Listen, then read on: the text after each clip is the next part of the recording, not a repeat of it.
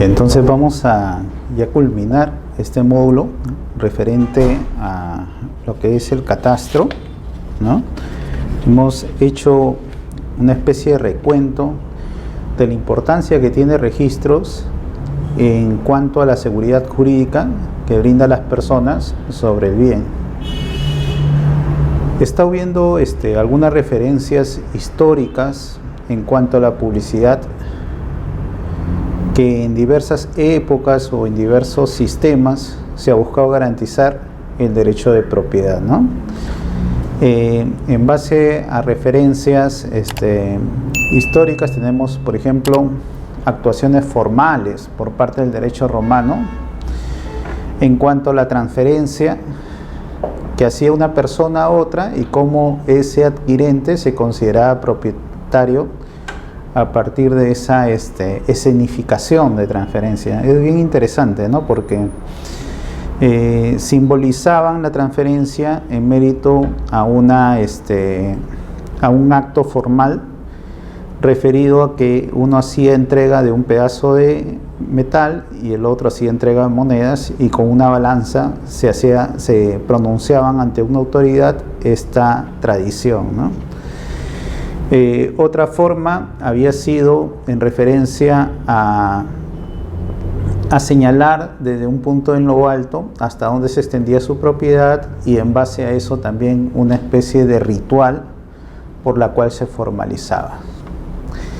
Ya en la edad más moderna del derecho romano, entonces se hacía referencia a la posesión como uno de los atributos de la propiedad, y en base a ello determinar que uno era propietario en referencia a la posesión que ejercía, y no una posesión jurídica, ¿no? O sea, ficticia, un creer que estoy poseyendo, sino una posesión real, una posesión fáctica, y demostrar ante todos esa posesión. De ahí pues que cuando no se ha seguido el procedimiento formal, o cuando el poseedor no realizó el ritual por la cual se completaba esta formalización de adquisición de propiedad por transferencia, surge la prescripción adquisitiva de dominio, o la usucapión, ¿no? Que en un primer instante eran figuras separadas, pero ahora ya lo hemos heredado como una única figura basada en que la posesión constante, pacífica y pública, ¿no?, es el que da nacimiento a este derecho de propiedad del poseedor, y una especie de consolidar pues los efectos por los cuales había habido la adquisición de la propiedad. Esta posesión, que en la actualidad la podemos ver en diversos inmuebles, en diversas casas, ¿no?, que nosotros presumimos que el que está poseyendo es propietario, sin embargo tiene sus desventajas. ¿Y cuáles serían las desventajas? Por ejemplo, la desventaja es que estaría poseyendo no en calidad de propietario. Podría ser que esté poseyendo en calidad de arrendatario, supongamos, ¿no? Otra desventaja que disminuye este hecho fáctico de la posesión sería, por ejemplo, el ocultamiento de gravámenes o afectaciones de la propiedad. Uno no sabría qué gravámenes, qué restricciones, qué afectaciones tiene el derecho de propiedad en base a la simple posesión. De ahí la importancia del nacimiento de los registros jurídicos, porque los registros jurídicos te dan referencia en cuanto a los derechos reales sobre el bien, ¿no? ¿Quién es el propietario? Y en todo caso, si el que está poseyendo es o no es el propietario, o en qué calidad se está poseyendo. Puede ser que se posea en calidad de arrendatario, en calidad de custodio, ¿no?, o un vigilante que es tratado. Eso se llaman servidores de la posesión, o sea, son poseedores inmediatos que están en el bien, pero están bajo las órdenes de otra persona, que es el poseedor mediato y que en todo caso vendría a ser el titular. Y con la publicidad registral también vemos qué hipotecas, qué gravámenes, qué afectaciones posee la propiedad.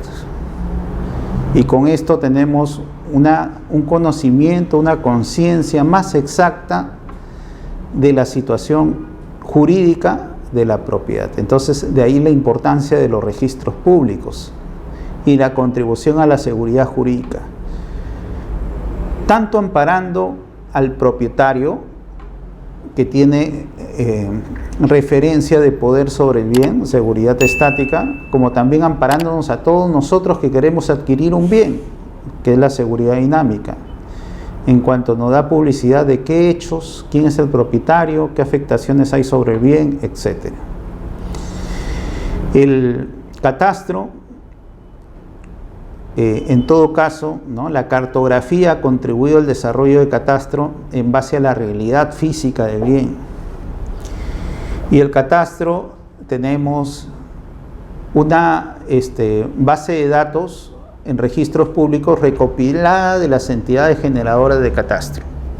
Entonces, se dice que la Oficina Registral de Catastro de Registros Públicos básicamente no es una entidad de catastro propiamente dicha. ¿Por qué? Porque él no se acerca, no hace levantamiento físico de la situación real del predio, ¿no?, sino recopila información de las diversas entidades generadoras de catastro.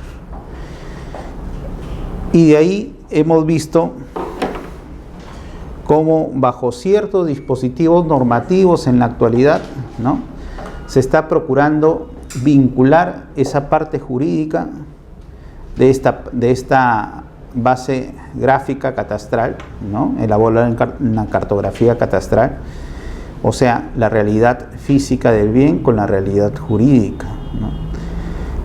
Las miras es tener un catastro multifuncional que no solo procure lo que es dar a entender la realidad física, sino la realidad jurídica. En muchos países también lo hemos visto, que la intención es, tanto de registros y el catastro, es la recopilación de tributos.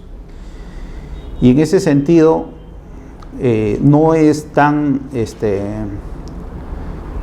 formalista en cuanto a la inscripción de los actos o derechos, porque lo que interesa es cobrar los tributos, ¿no? En otros países, donde el fin de registro no necesariamente viene apegado al fisco, al cobro de tributos, sin embargo, tenemos que ahí sí, como lo que busca es seguridad jurídica, ahí sí es un poco más formal, tanto en el título, en el modo, en la forma de adquisición, etc. Entonces, por eso es que se da esta diferencia de registros. Entonces, ya sabemos, registros públicos, un registro jurídico. La publicidad que brinda registros públicos, una publicidad, ¿no?, con efectos jurídicos. ¿Qué efectos jurídicos? Recordemos, oponibilidad.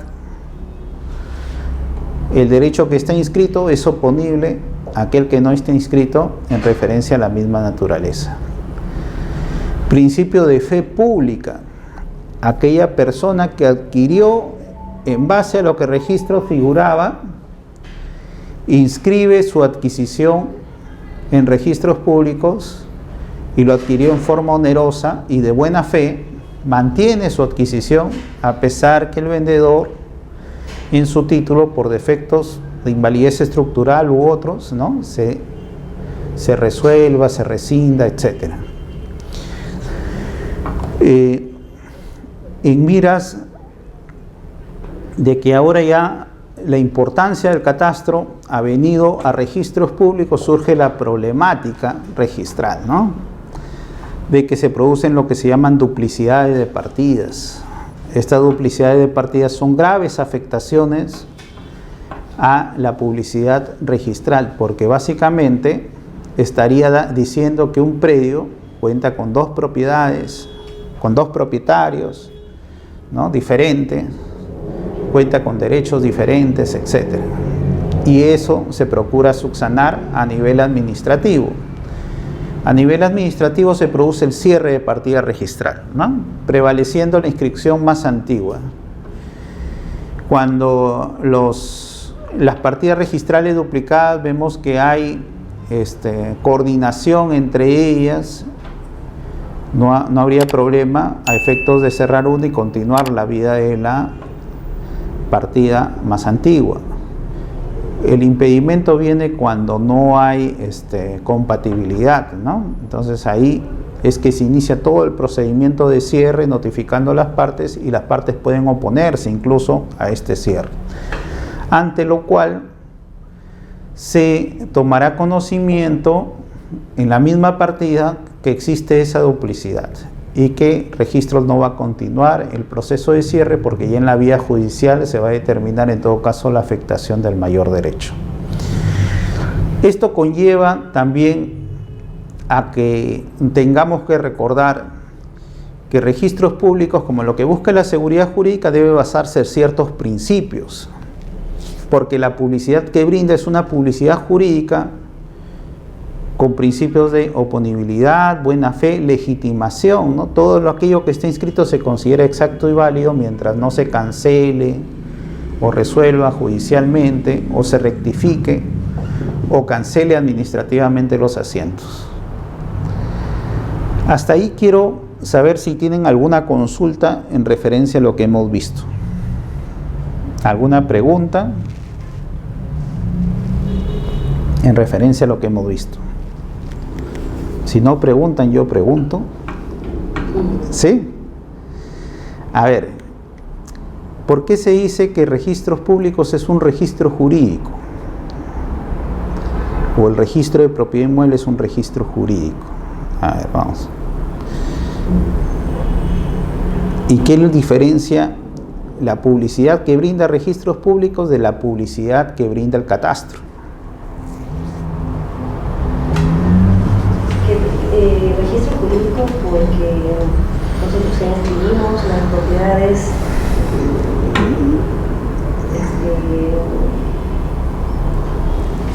no es administrativa no es una publicidad administrativa, y en todo caso lo que se registra son derechos, ¿no? Derechos. Entonces registro. ¿Y qué lo diferencia del catastro? ¿Qué publicita el catastro, sin embargo? El catastro, bueno, una publicidad administrativa, podría diferenciarlo, pero ¿qué cosa es la base de datos física, ¿no?, del bien a nivel catastral? Sin embargo, registros no necesariamente tienen la base física. Registros al revés, lo que busca es procurar adecuarse siempre a la realidad física, ¿no? Y por eso es que estamos utilizando ahora el catastro para ese fin. Por eso surge en esta ley de saneamiento catastral, ¿no? 28294, ¿no? Que cuando hay discrepancia entre la información que brinda este registro jurídico con la realidad física que nos muestra el catastro, entonces ahí viene todo el proceso de saneamiento catastral. Otra pregunta.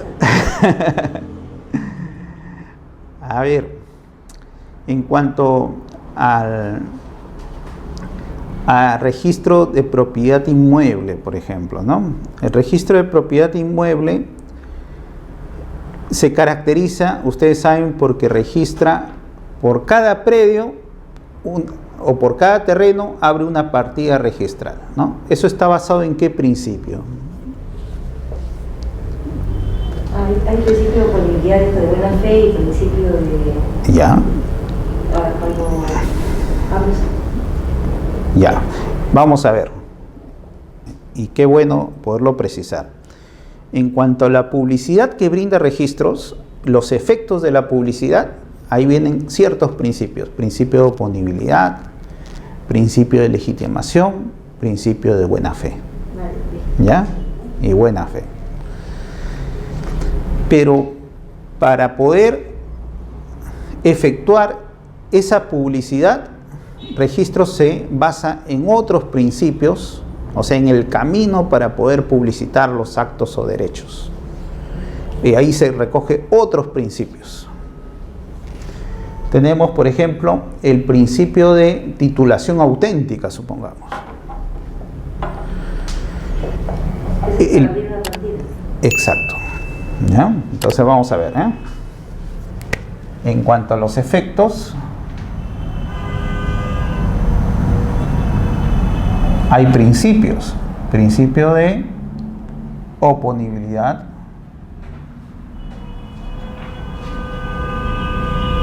el principio de legitimación,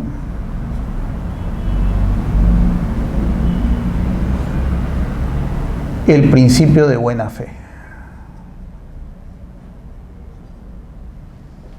Esos son los efectos que tienen los asientos de inscripción.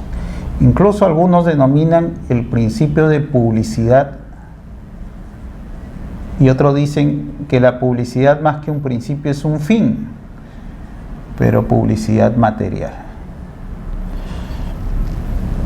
Ahora, para llegar a estos efectos, el registrador, ¿no?, en la calificación,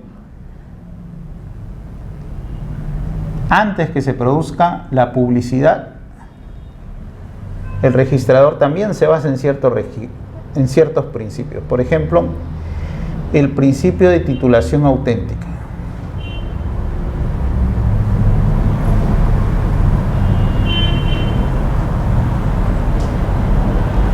El principio de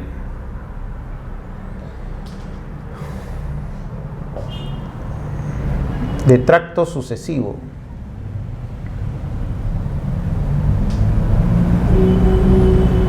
El principio de prioridad.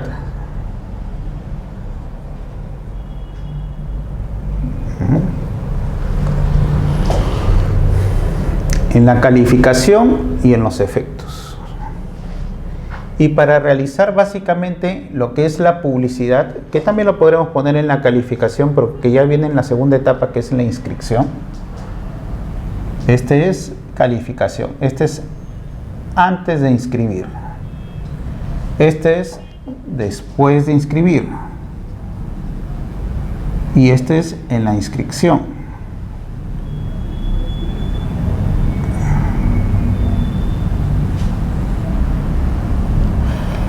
En la inscripción, por ejemplo, el registro se basa en el principio de...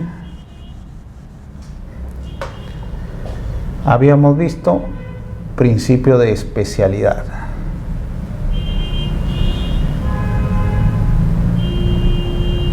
El principio propio también de inscripción, así se llama. Entonces son varios principios, como vemos, que lo que buscan es la seguridad jurídica. Un poco complicado para aquellos que no son abogados, pero vamos a explicarlo, así conocemos más. Titulación auténtica. Cuando ustedes van a registros y quieren inscribir, por ejemplo, una transferencia de propiedad, el registrador le va a decir: tráeme tu escritura pública, tráeme tu resolución judicial, dame tu resolución administrativa, etc. Entonces, ¿por qué escritura pública, resolución judicial o partes judiciales, o en todo caso partes administrativas? Porque tanto el notario, el juez, el funcionario administrativo son personas que están investidos de fe pública, y cuando ellos culminan su proceso, ya la parte conflictiva entre el administrado y la administración, o entre dos personas que van a disponer o que van a adquirir una propiedad, ya concluyó, porque ya se elaboró el instrumento público. Entonces, bajo este principio de titulación auténtica, por lo general, toda inscripción debe basarse en instrumentos públicos, porque ahí ya acabó la parte conflictiva, salvo que por norma expresa se permita documentos privados. Y si son documentos privados, por lo menos tiene que ir la firma legalizada de las partes. Entonces, el principio de titulación auténtica. Tracto sucesivo, ¿qué significa? Que si yo le estoy comprando a A, yo tengo que ver que A sea el propietario en registros. Entonces, yo no le podría comprar a A, sin embargo, viendo que en registros el propietario es B, porque ahí estaría yendo contra la seguridad jurídica que brinda registros, al titular registral, seguridad estática. Entonces, por eso es que el registrador va a ver que exista ese tracto. Y también, en mérito de este tracto sucesivo, habíamos visto en la clase pasada, por ejemplo, que si yo compraba el segundo piso de una vivienda, tenía el registrador que pedirme primero independiza para poder inscribir la compraventa. El principio de prioridad. Tenemos la prioridad preferente y la prioridad excluyente. Prioridad preferente, ¿qué significa? Si yo ingreso el día de hoy 10 un título a registros públicos y el registrador o por X motivo la inscripción demora 1 mes, 2 meses, 3 meses, sin embargo se llega a inscribir, los efectos de la inscripción se retrotraen a la fecha y hora del asiento de presentación. Entonces, si en ese camino se produce una situación que no existía y que en todo caso ataca mi proceso de inscripción, sin embargo, como los efectos jurídicos son anteriores, todo va a quedar estancado porque si se inscribe todo se va a retrotraer a la fecha del asiento de presentación. Eso es prioridad preferente. Y una vez inscrito, ¿no? Este es preferente. Y una vez inscrito podríamos ponerle prioridad excluyente.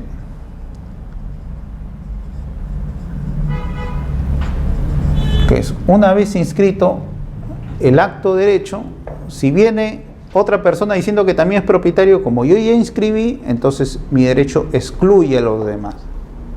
O sea, la oposición misma, que es la prioridad, la oponibilidad, que es la prioridad excluyente.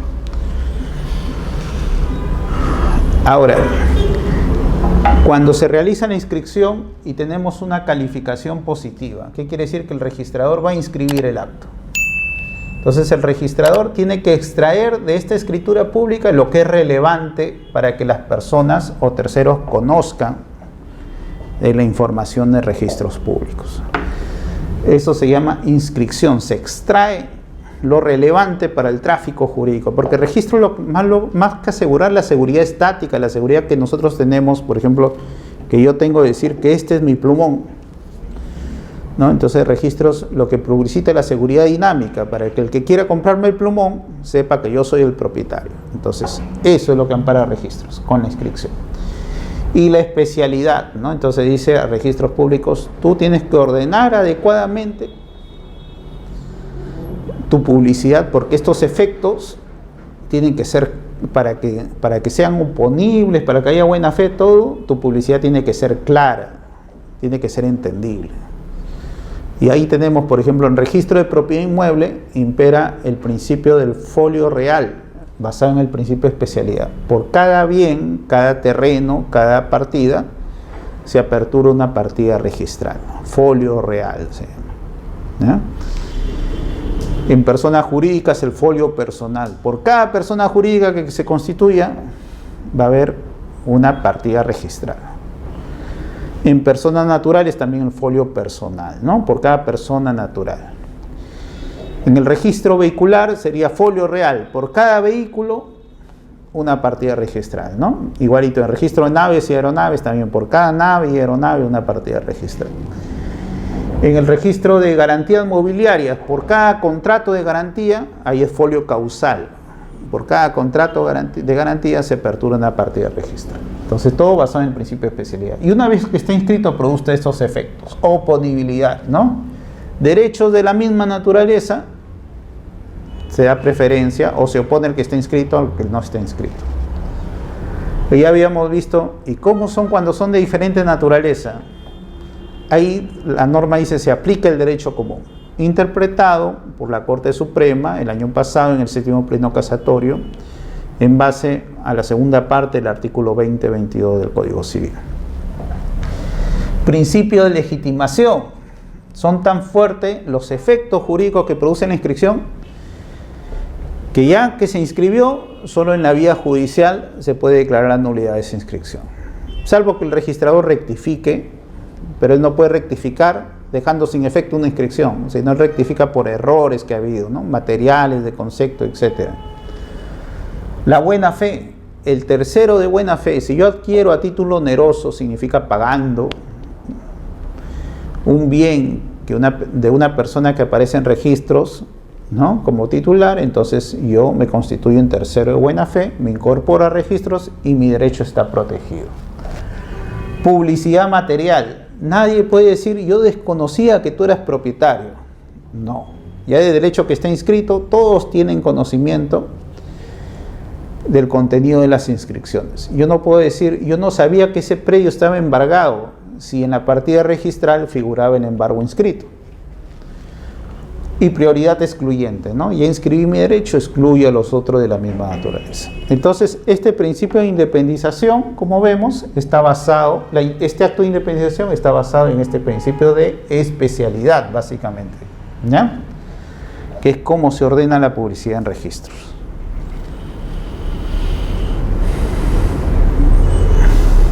Lo voy a borrar, ¿ya? ¿Hasta ahí alguna consulta? ¿Cómo se inscriben los embargos? ¿Puede embargar una asociación o un lote? ¿Puede ser de repente porque ha habido un justiprecio o algo así? Claro. ¿Sí? Los embargos, sí, ¿no?, como medidas cautelares, lo que buscan es prevenir que a la larga, cuando salga la resolución, estos lleguen a ser ejecutados. Entonces, ¿qué hace el juez, no?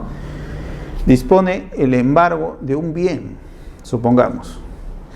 Si el registrador advierte que ese bien no está registrado, esa es una excepción donde sí se puede aperturar una partida por la inscripción del embargo. Si el registrador advierte que a esa persona que se le está embargando posee 5 propiedades y el juez dispone que le embargue las 5, entonces se procede a embargar, ¿no? Se puede dar como medidas cautelares dentro de un proceso judicial o dentro de un procedimiento administrativo también, los embargos. El documento formal simplemente sería el oficio, tanto de la entidad judicial como administrativa, con la resolución que dispone el embargo, lo único. Y en base a eso se produce este acto de embargo. ¿Cómo se levanta? O sea, lo que pasa es que vi una partida en la que hicieron la consulta y decía ahí embargo, pero era de la Municipalidad de Lima Metropolitana, era una habilitación urbana, pensé que era el tema de una habilitación urbana, y ahí decía embargo.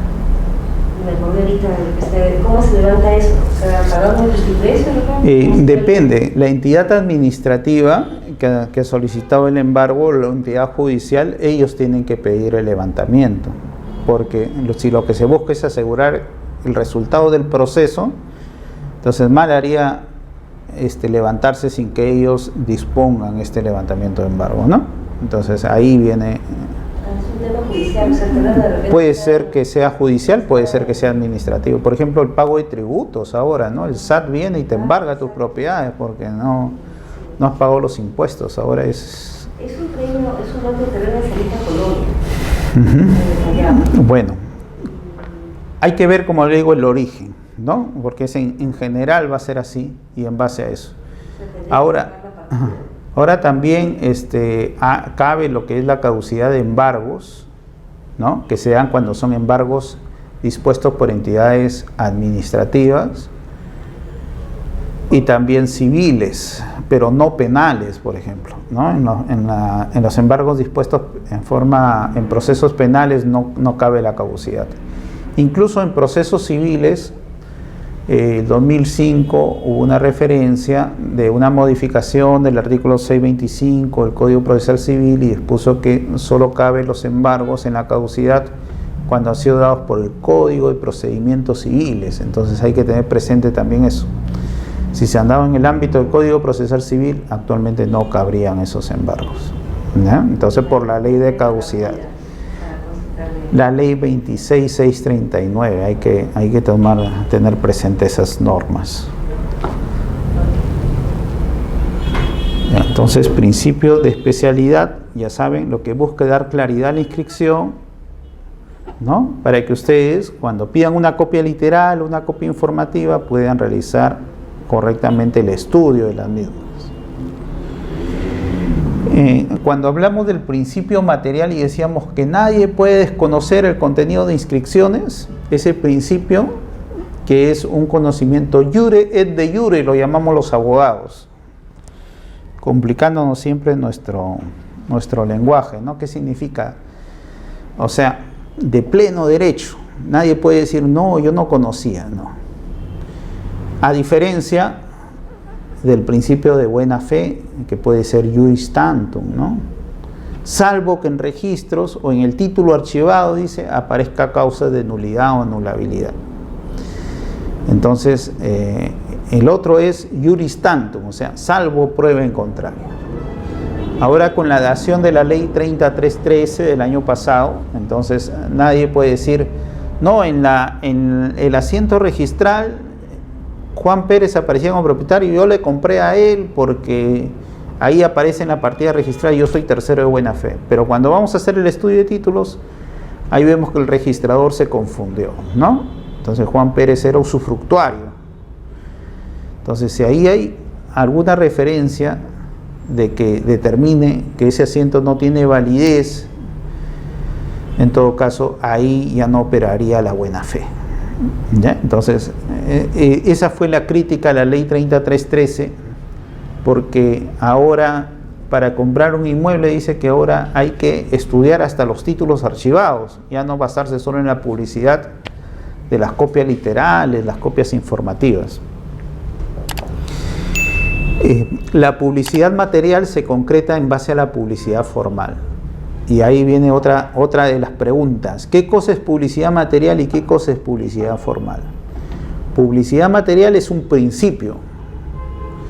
Publicidad formal es la forma como registros públicos cumple ese principio de publicidad material. Se dice que están ligados, que la publicidad más que principios son fines y que está ligado a la publicidad material, los efectos con la publicidad formal, la forma como registros brinda esa publicidad. No sé si ustedes han tenido la oportunidad de ir a pedir una copia literal a registros públicos, ¿no? Ahora sale de inmediato, incluso te lo firman al momento, ¿no? Y ya no demora más de 20 minutos por si hay mucha carga, ¿no?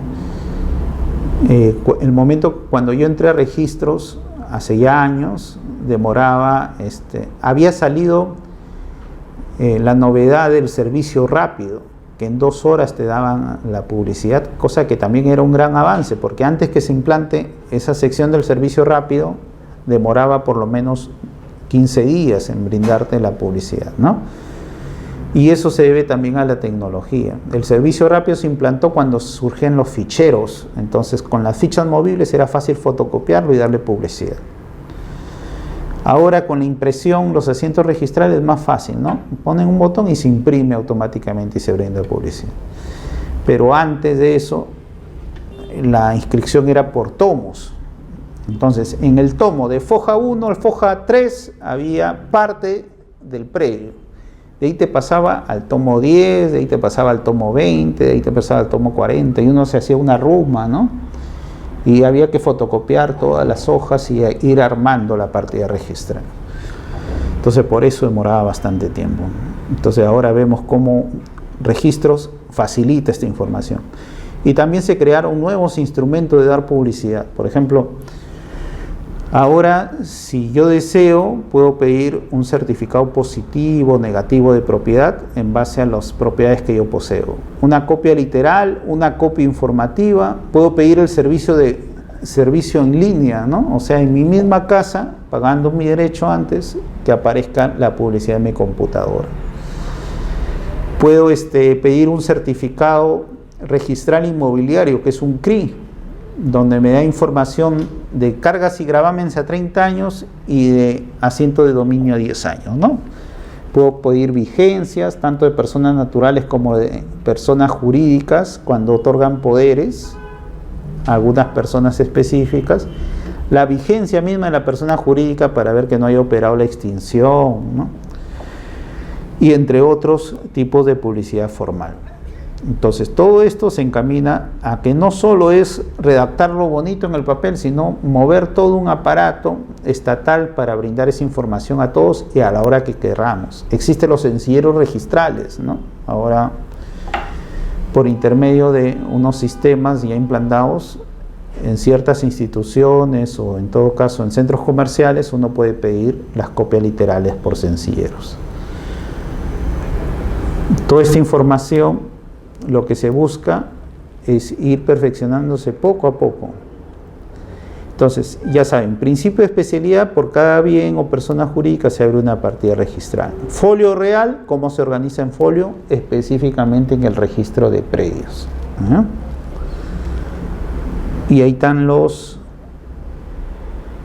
asientos registrales. La independización: basado en el folio real, se busca aperturar un predio. Hoy día tuve, por ejemplo, una experiencia de que un señor quiere comprar un departamento, y haciendo el estudio de la partida veo que dice reserva de aire sin independización.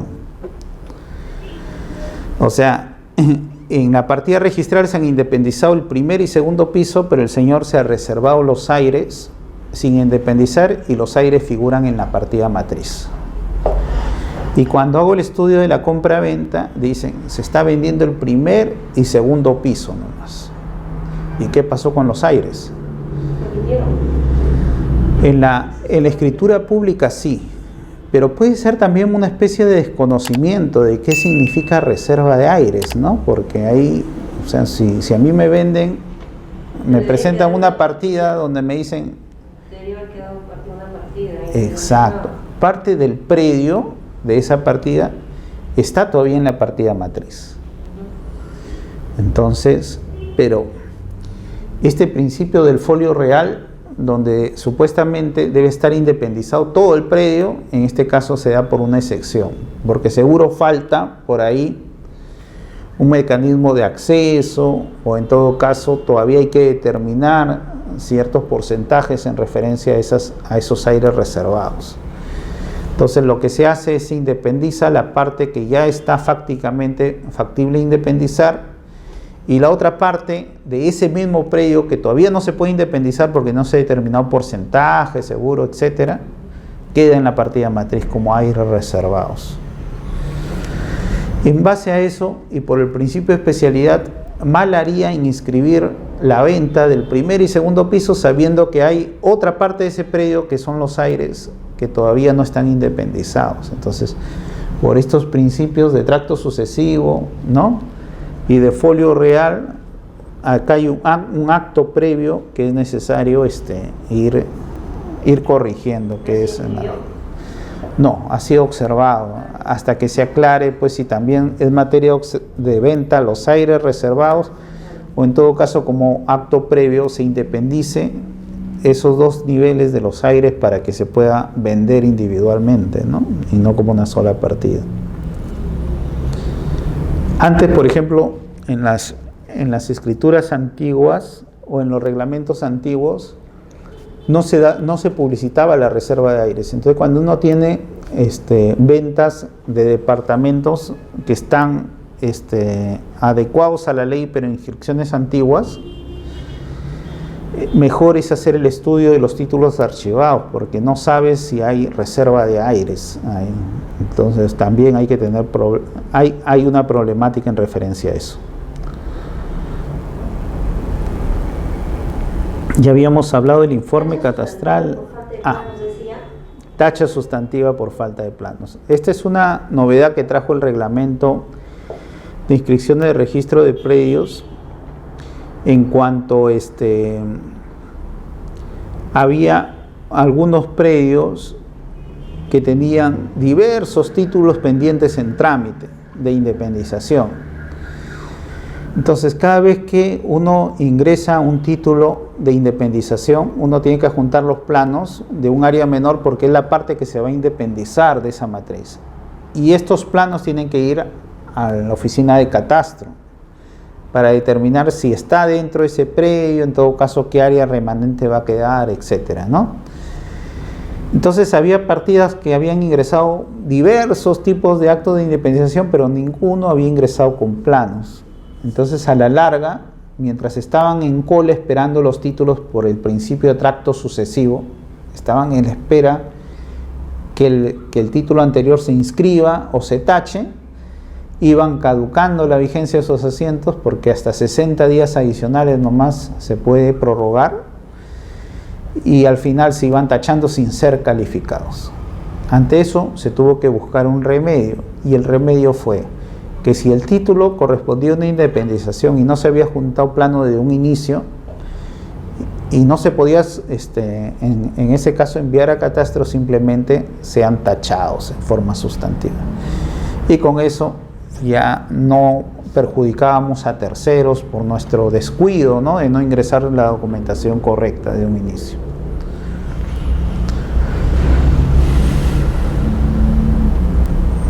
Ya habíamos visto también la subdivisión de predios urbanos, y acá he hecho una referencia de la importancia que tiene las municipalidades, ¿no? Porque las municipalidades son los que controlaban, habíamos dicho, la administración básicamente de esas áreas dentro de su competencia. Aquel documento formal, conforme a la ley 29090, es el FUO, ¿no?, Formulario Único. Entonces, con esto y el anexo F se buscaba básicamente la independización. Si estaba en zona catastrada, con los planos y códigos catastrales, o en todo caso la constancia negativa de catastro. Si no habían participado todos los propietarios y era un predio sujeto a copropiedad, necesitamos el consentimiento de todos los propietarios, todos los copropietarios. ¿Y cuál era la función municipal? Y habíamos estado viendo algunos supuestos excluidos de autorización municipal, ¿no? La regularización de propiedad por edificaciones, en base a la 27157 y la 27733. Y aquí habíamos dicho que eran edificaciones culminadas, ¿antes de qué fecha se acuerdan? El 20, ¿no? Antes del 21, o sea, hasta el 20, vamos a ponerla antes del 21 mejor. Antes del 21 de julio del año 99, ¿no? Donde se permitía inscribir la declaratoria de fábrica y buscar la independización. Entonces, en base a esto también surgieron problemas. Por ejemplo, hubieron terrenos de 1000 metros cuadrados, ¿no?, en la práctica, y por ejemplo acá declaraban declaraban un ambiente de vigilancia. ¿Qué uso veo ahí? Y en base a esto decían, bueno, acá permite independizar, independízame esto, decían, ¿no? Y hacían así, todavía hacían por acá y ponían acá todavía así, zona servidumbre, ¿no? Y acá ponían todavía lote 1, lote 2, lote 3, lote 4, ¿no?, y así, ¿no? Ese es lo que sucedió. Ante esto, los registradores decían, pero acá, ¿cómo voy a independizar si la edificación es, supongamos, 50 metros cuadrados? Y eso con exageración, a veces era 20 metros cuadrados. ¿Y cómo voy a lotizar? ¿Qué sentido tiene? Y decían, bueno, en base a la ley 27333, artículo 4, usted tiene que independizar. En la praxis esto fueron observados y llevados al tribunal. Entonces, el pronunciamiento del tribunal en su mayoría ha sido que procede en este caso la independización o la subdivisión cuando de hecho existen ya edificaciones independientes. Y puso el caso, pues, ¿no?, que acá hay una casa construida, ¿no?, acá otra casa construida, acá otra construida. Entonces, ahí sí, porque de hecho ya existía esta referencia. Pero no por un área menor ponerse a independizar un lote, porque en sí sería transgredir a la autoridad municipal, que es la que autoriza la subdivisión, ¿no?, y hace referencia de los parámetros urbanísticos y cuánto de área tiene que tener cada lote.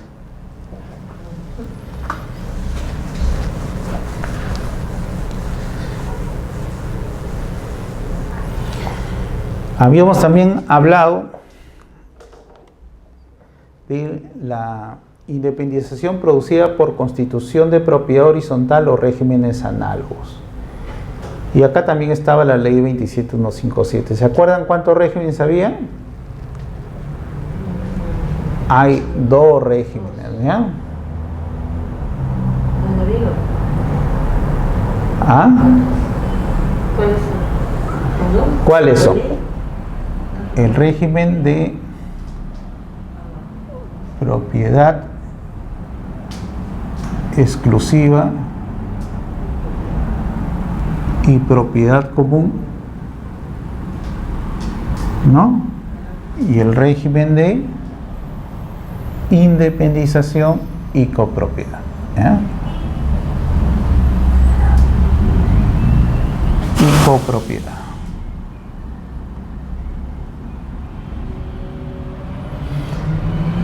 Bajo este régimen de propiedad exclusiva y propiedad común, el suelo es común.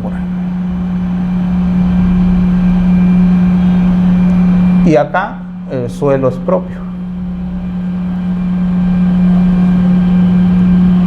Esto es obligatorio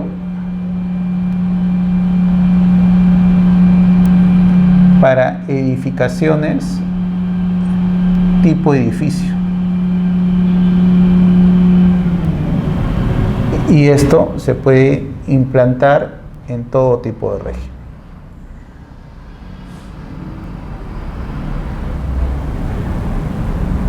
Que tenga las características tipo finca en todo caso.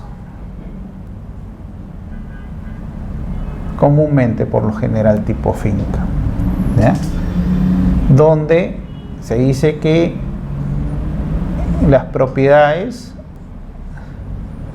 superiores sean de la misma área de las inferiores, ocupando por consiguiente el mismo terreno, y en ese caso, por eso el suelo es propio de cada uno de ellos. Acá para disponer necesitas mayoría calificada, 2/3, ¿no? Y acá para disponer se necesita el 100%, porque estamos hablando de un régimen de copropiedad, ¿no?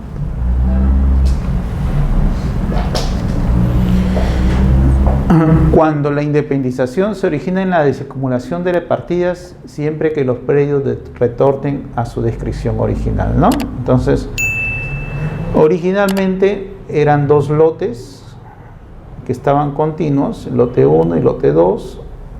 Lo que se procedió fue acumular, ¿no? 1 más 2, y ahora lo que se va a hacer es a la inversa, se desacumula eso.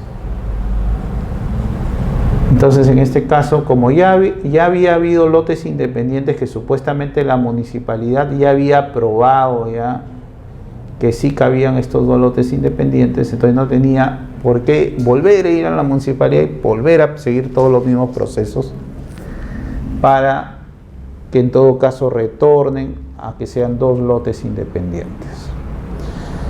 La crítica a esta norma es que se toma esta norma como si fuera la densidad o en todo caso los parámetros de las municipalidades fueran perennes o fijos, ¿no? Entonces puede hacer que haya variado la densidad y ahora la municipalidad incluso ya no autorice que existan lotes tan pequeños y exija que sean de mayor magnitud. Pero bueno, registralmente todavía tenemos ese paradigma que acá se puede independizar. Y la independización por entidades administrativas con potestad de formalización, ¿no? En el caso tenemos COFOPRI, tenemos también la Superintendencia de Bienes Nacionales, etcétera, ¿no? Son entidades que permiten lo que es la independización en los procesos de formalización. Otros también que surgen de la misma ley 27157, teníamos, por ejemplo, las prescripciones adquisitivas de dominio notarial también.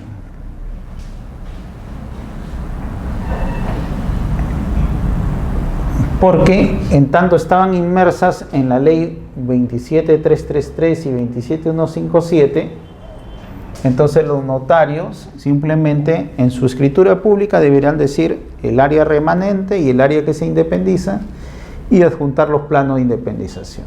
Tampoco hay que ir a la autoridad municipal en ese sentido.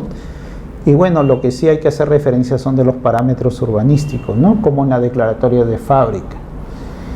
Para la prescripción adquisitiva, ¿no estaban pidiendo iniciación de planos? Claro, ahí viene una crítica también a la norma, ¿no? Cuando surge el Decreto Supremo 035/2006, básicamente dice dice que tiene que ser planos sujetos al proceso de la ley 27157, que no contemplaba ir a las municipalidades. Entonces, el año 2009 sale un decreto supremo 01/2009 y te dice, bueno, para estos procesos sí, de prescripción adquisitiva sí se necesitan planos visados. Entonces, en base a eso, a nivel registral hubo una exigencia de los registradores, incluso hubo un acuerdo dado por un congreso nacional donde se reunieron los registradores a nivel de todo el Perú y determinaron que en base a ese decreto supremo sí se iba a solicitar planos visados por autoridad municipal, porque ya había habido la modificación de la norma. Bueno, eso ya a nivel notarial seguro, porque a nivel registral no necesariamente.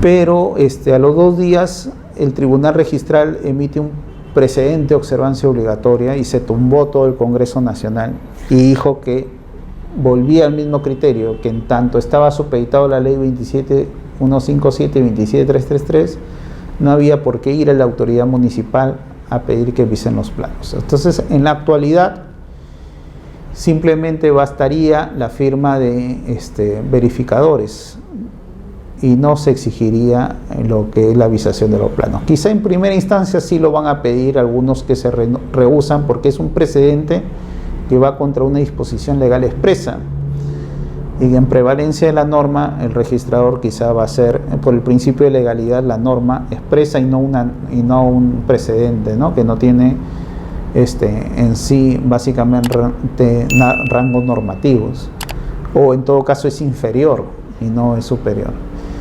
Pero otros registradores y quizá el tribunal siempre se va a basar en su precedente y no necesariamente va a pedir planos visados por la autoridad municipal, ¿no? Lo paradójico de esto es que cuando son también prescripciones adquisitivas de dominio judicial, ahí sí se necesita el consentimiento municipal. O sea, ahora si lo hacen notarialmente es más fácil para poderlo independizar, ¿no? Judicialmente necesita de todas maneras la autorización municipal de subdivisión. Esa es la problemática que se da.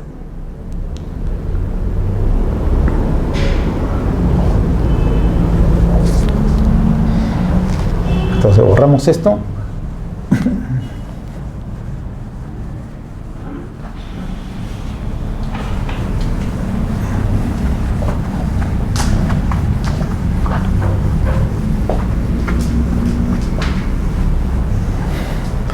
Aquí hay una particularidad que también cuando hay resoluciones municipales que autorizan subdivisión, pero en todo caso uno examinando la resolución llega a determinar que es un predio, porque dice que esto va a quedar como zona de acceso común, un pasaje, algo así. En ese caso, el registrador va a pedir en todo caso que se adjunte el reglamento interno, ¿no? Porque a nivel municipal, los que emiten esas resoluciones, está bien, son técnicos especializados en el tema y ven la parte urbanística, la parte el cumplimiento de parámetros, pero en cuanto a los derechos, ahí sí va a haber un problema, porque ¿a nombre de quién pongo un pasaje de acceso común? Porque si es común, supuestamente ya no es de nadie. Entonces, en ese caso, quedaría simplemente como una copropiedad especial sujeto a este reglamento. Y en todo caso, la titularidad sería de la Junta de Propietarios, ¿no? Y no de un propietario específico. En base a eso es que el reglamento de inscripciones de registro de predios hace la referencia. Cuando es una subdivisión configurada como quinta, donde hay un pasaje común y hay departamentos internos, previamente debe inscribirse el reglamento interno. Pero como no podemos ser tan exigentes que para inscribir un reglamento interno en este caso se inscriba primero la fábrica, acá hay una excepción, ¿no? Que no necesita constituirse fábrica en este supuesto normativo. ¿Entienden esa parte o no la entienden?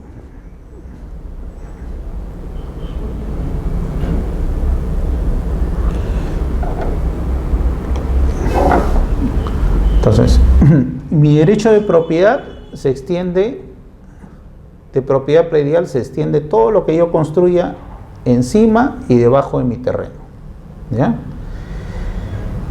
El régimen de propiedad exclusiva y propiedad común es un régimen especial, donde determina qué zonas son comunes y qué zonas son propias en referencia a lo que yo he edificado. Entonces, en base a eso yo establezco reglamento interno porque quiero, supongamos, mi predio, poner acá un pasaje común y acá unidades independientes. Pero este requisito previo de que haya declaratoria de fábrica para que constituya reglamento interno, sin embargo, tiene una excepción en este supuesto. Cuando por una resolución municipal me dice que tengo un predio tipo quinta y me aprueba así la municipalidad, me dice departamento 1, departamento 2, departamento 3, 4, pero acá me dice pasaje común. Entonces, cuando lo veo que es tipo quinta con su zona de acceso por la calle, entonces yo digo, en este supuesto está bien, tengo la resolución municipal, tengo los planos, tengo la memoria descriptiva y tengo el consentimiento de todos los copropietarios. Pero sin embargo, como es tipo quinta, no sé a nombre de quién poner este pasaje común. En este caso, yo voy a pedir que se inscriba paralelamente un reglamento interno, sin necesidad de pedir que se inscriba la declaratoria de fábrica de cada unidad independiente. ¿Ya?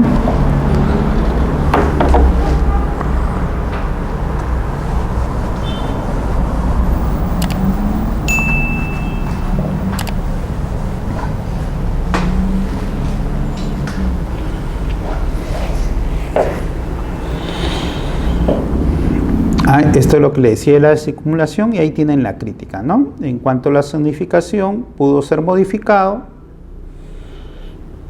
incluso por efecto de la acumulación y en consecuencia la división del suelo podría no ser procedente en la actualidad, ¿no? Aunque en el pasado quizá fue correcto. En estos predios de regularización de fábrica, donde como ya sabemos tiene que haber conforme a la edificación ya de hecho la subdivisión, el artículo 60 del reglamento exige que se presente el plano de independización y que se presente el certificado de parámetros urbanísticos, ¿no? Un poco para determinar también la referencia al cumplimiento de los parámetros por parte de los verificadores. Y en caso de nivel registral, para ver que se encuentra en zona urbana, zona de expansión urbana, o no haya, en todo caso, impedimentos legales para efectuar esa independización. Por ejemplo, en las zonas protegidas del centro de Lima, que se encuentran en zonas monumentales, ahí no se puede efectuar independizaciones por regularización.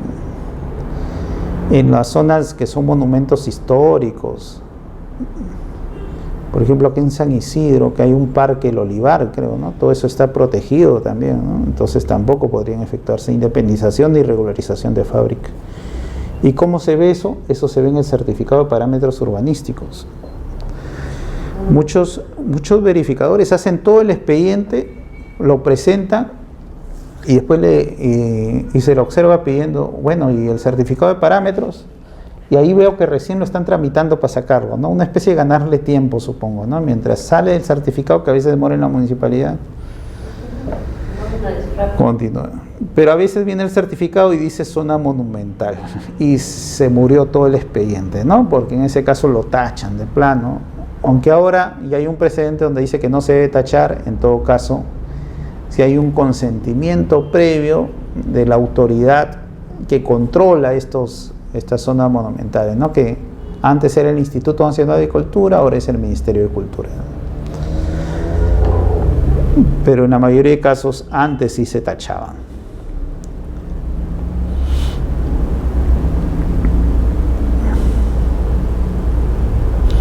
Este es en el caso de acumulación o subdivisión en base a estos procesos no contenciosos, ¿no? Que incumbe también a la prescripción adquisitiva de dominio.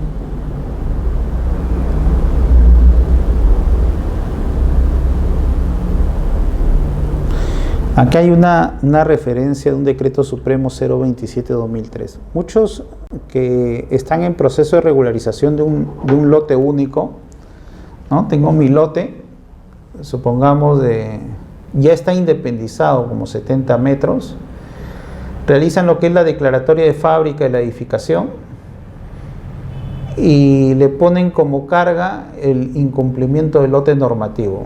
Entonces, con esto, si ya está independizado, ya fue aprobada la habilitación en su oportunidad, no tendría por qué ir como carga el cumplimiento del lote normativo, ¿no? Quizá eso a nivel registral para el registrador sea fácil de entender, pero puede hacer que las implicancias sean extrarregistrales, por eso los verificadores de todas maneras lo ponen como carga.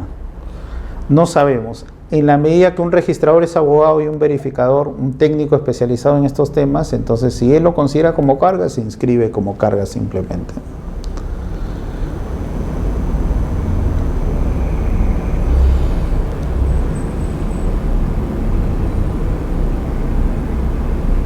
Aquí está la referencia cuando nos encontramos en un reglamento interno, en los niveles o en las normas generales de acumulación dice que para acumular predios, los predios deben ser continuos sin solución de continuidad. Quiere decir que no haya nada acá.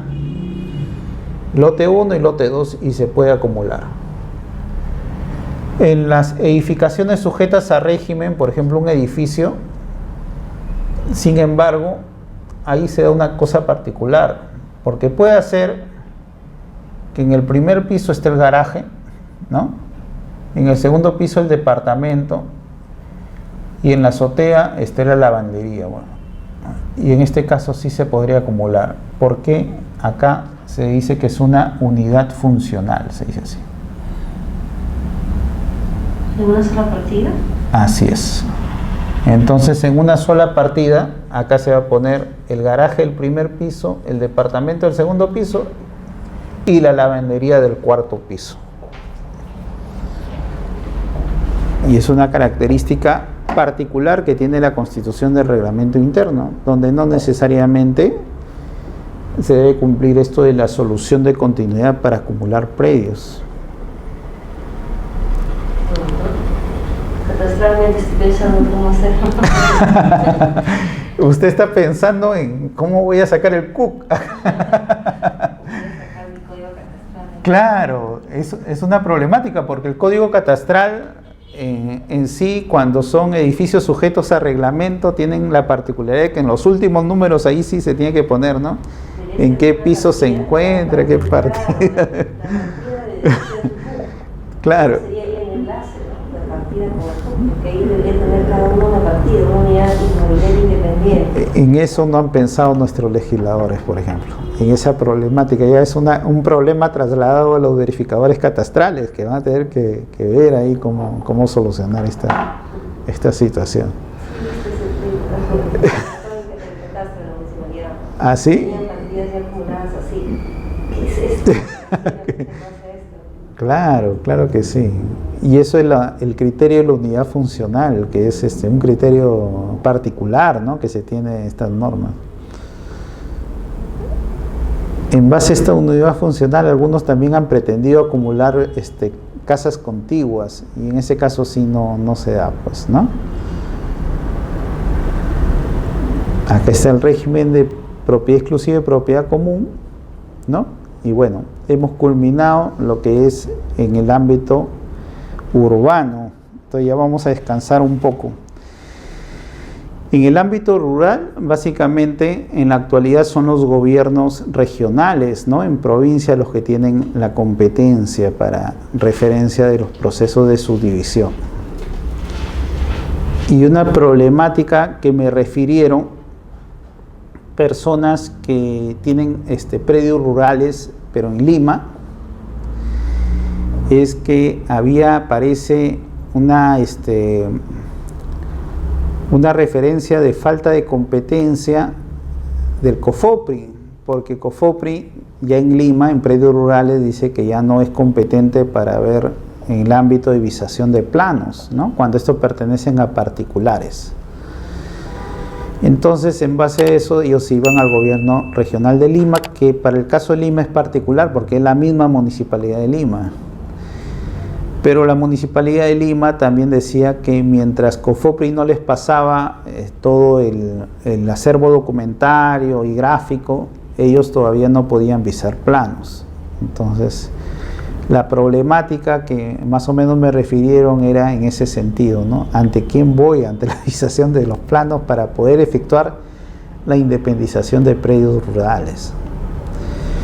Si se encuentra dentro de esta figura, sin embargo, la misma autoridad administrativa del Estado, ellos sí tienen salidas, porque hay procesos de regularización como la 27157, hay un decreto supremo 130 EF, ¿no?, del 2001, y hay otros tipos de normas que permiten el saneamiento en estas circunstancias.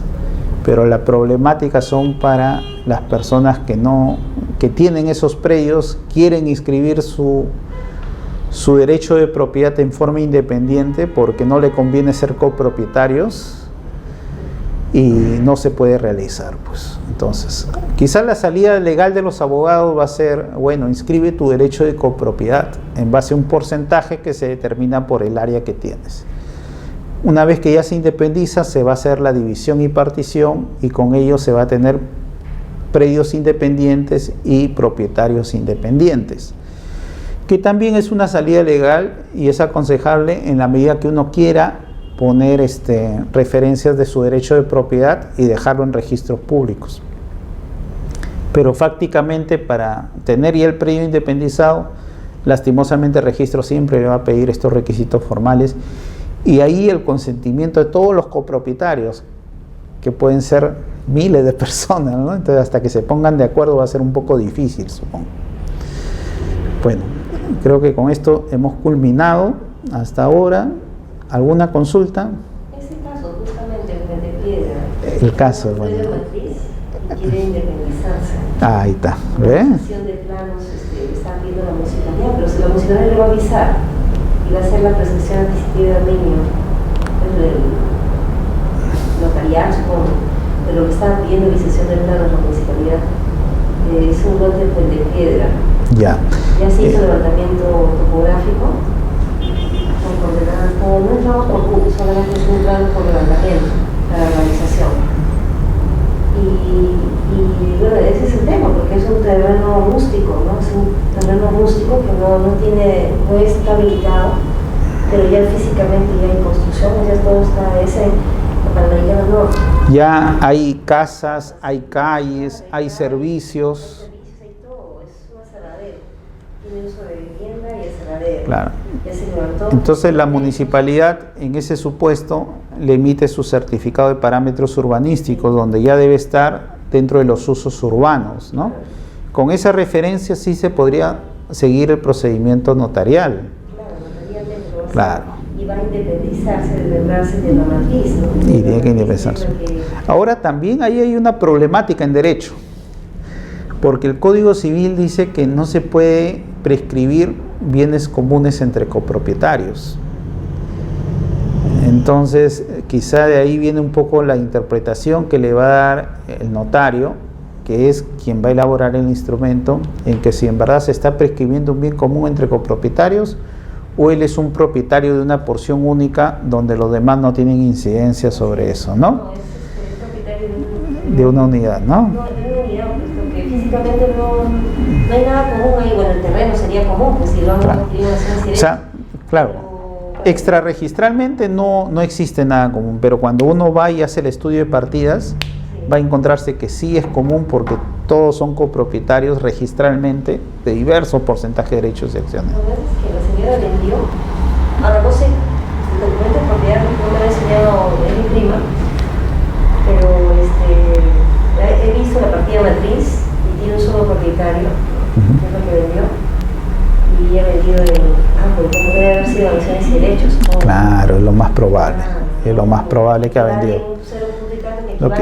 Lo que pasa es que le sacan la ventaja a la norma. Entonces, la gente que tiene estos predios rústicos, pues, ¿no? Que primero debería habilitar, después debería implantar los servicios básicos y una vez que ya se cuente con todo eso, recién pedir a la municipalidad autorización para vender los lotes individuales. Que con eso lo que antes vendía 100 metros, pues, o el metro cuadrado, supongamos, ¿no?, que valía $3, después ya lo va a vender en $3.000, ¿no?, porque ya es un predio urbanizado, habilitado. Pero lo que hacen es, para evitarse todo eso, empiezan a vender derechos y acciones y ellos mismos cogen su tiza y se ponen a lotizar, ¿no? De esto voy a venderlo como lote 1, lote 2, lote 3, y la gente compra, y como no tiene forma como inscribirlo, entonces se pone a vender derechos y acciones. Te vendo derechos. Y hay pues inscripciones, ¿no? Soy propietario del 0.0032236% de derechos y acciones, que así lo han dividido. Y ese, a su vez, de esos 0.000, vende al revés un porcentaje menor a otras personas.